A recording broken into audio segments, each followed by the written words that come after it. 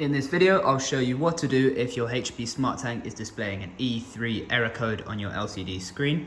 This particular model I'm using is the 580 model. If you don't have this exact one, but another HP Smart Tank, then this solution should also help you, as the error codes mean the same things across the entire HP Smart Tank collection. So what you're going to need to do before you get started is just make sure that you take the paper out of the back of the machine, as this could be the main cause of the issue.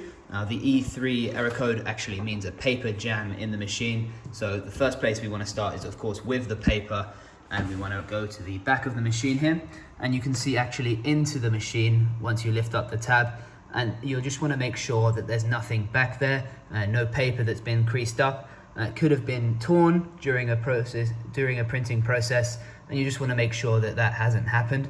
It's also worth just sliding this slider over there and just checking behind there to make sure that this hasn't caught any paper in it whilst in motion.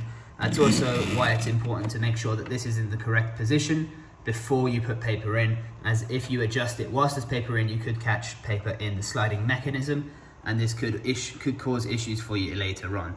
So we're just going to reset that back to A4 like so, and this is ready for when we need to put paper back in.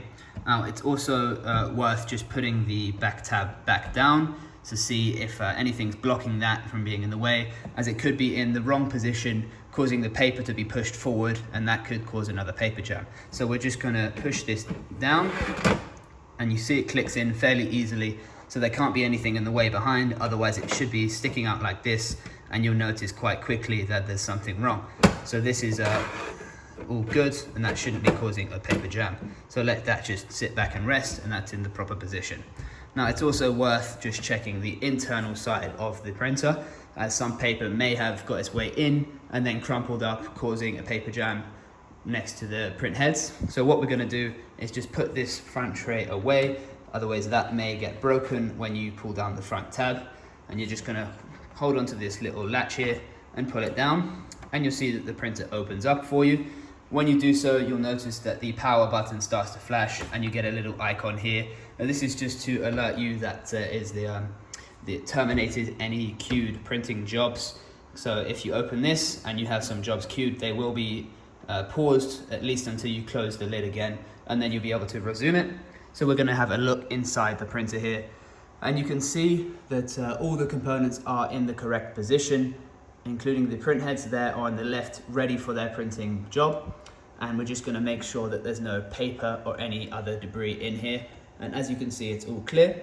Now it's worth, when you get your printer, just to take a look inside so you know what everything looks like. That way, if something's out of place, then you'll be able to spot it a bit more efficiently.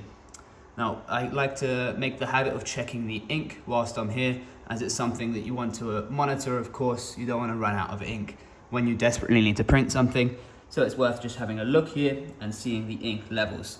Now you can see this actually from the outside of the printer, so I'll just close this to let you see that.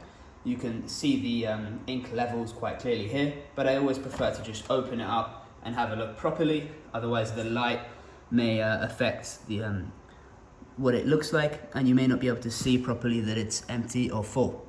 So you can see here that these ones are pretty full, and this shouldn't be a problem for quite a while. But when you do need to replace your ink, of course, you can just have a look here to make sure you get the right ones. So for the color cartridges, you'll need the GT52, and for the black, you need the GT53, and it does actually come in a 53XL size, which is quite good because then you can top up the black quite a bit. And of course, if you're printing a lot of documents, then you'll need the black ink a bit more than the colors. So that's quite a useful tool that HP have used, and very helpful of them to install that there so you can see it.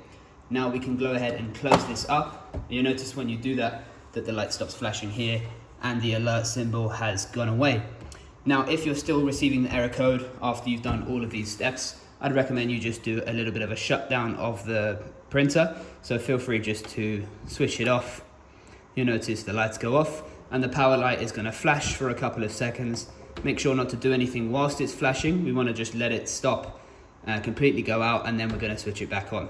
So you'll notice now that the light has stopped flashing, we can go ahead and switch this back on, like so.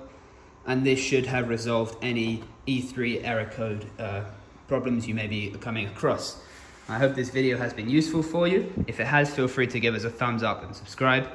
Feel free to leave any comments down below as well. If you have anything you'd like to add or you're not sure about something, we'd love to hear the feedback. It always helps us to know what you're thinking and what you'd like to see in our future videos. My name is Pat and this is Printers with Pat. Thank you very much for watching.